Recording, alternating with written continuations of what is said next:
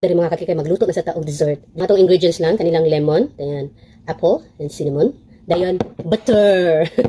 So mura na atong ingredients. So pakitunta mo kung unsa nako ang pagluto ani apple cream pie sa air fryer. Tawag nako ani. Na siya ka simple. So magluto na sa ta. You are the apple of my eye. Grabe gyud kay with song pag yun. Haton ato lang na siya, huwaan kana din ha. Kay para ato siyang lugitan. Siya. Na siya. O, diba? Siya mga inday. Lugito na nato na siya. Ito na siya ngayon na siya. Di siya. So, kani ato na siyang i-crush. Ato na siyang pinuhon pag-slice. O, di ka na maganda. Anak siya kapino. Then, ato siyang ibutang sa bowl. So, ato na siyang timplahan ng lemon. Walay liso. Diba? Then, ato siya butangan og cinnamon. Ano ka? Diba? Ano na siya? Kakikay, ito siyang butangan o butter. Butter.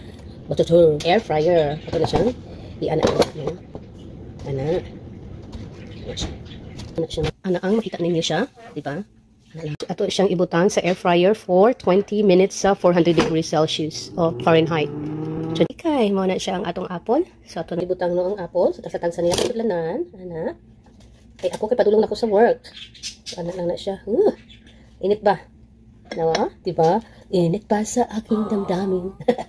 Ito siyang butangan ani. Ay, mag-shake, shake. Rato and roll. Shake. Butangan dyan nato og love ang atong pagluto para lami ang resulta. Anak lang siya. Diba? Dayon, pag human anak mga inday. Diba? So, ato na siyang tagaan og sprinkle na to gamay. Anak. Diba? Anak siya. Anak ang ato ang giluto. Ang resulta sa ato ang giluto. Anak. Okay, kauta. We mix the cream inside. Ganahan kay ko butangan ko jud nako og cream. Kalami sa kayo. Makapawaw jud ka sa kalami. Makapawaw jud ka kay lasa jud kaayo siya. Makakasulayin ninyo, lamig kayo.